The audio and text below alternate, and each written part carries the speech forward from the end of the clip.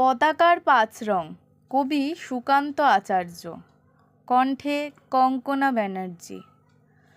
বলো তো দেখি পতাকায় মোদের কয়টি রং আছে?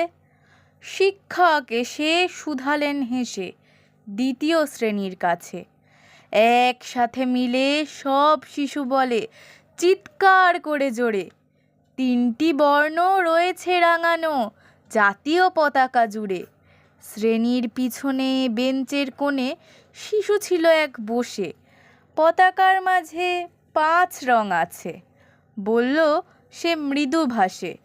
কথা তার শুনে বাকি শিশুগণে হেসে খায় লুটোপুটি। শিক্ষক রেগে বললেন হেঁকে, বোঝাও কি করে পাঁচটি? মাথা নিচু করে ভয়ার্ত স্বরে সরল শিশুটি বলে, ওপরে গেরুয়া, মাঝখানে সাদা, সবুজ আছে তার তলে, আর আছে আঁকা গোলাকার চাকা, নীল রং আছে এতে। শিক্ষক বলে, এটিকে ধরলে তবুও হচ্ছে চারটে। অবোধ শিশুটি বলল তখন, রং আছে আর এক, লাল লাল ছোপ দাগ দেখা যায় ওই পতাকার মাঝে। বাবাকে যখন আনলে ওরা কফিনের ঢাকা খুলে, জড়ানো রয়েছে দেহখানা তার পতাকার ফুলে। রক্তের দাগে ছিল লাল ছোপ এই পতাকার মাঝে।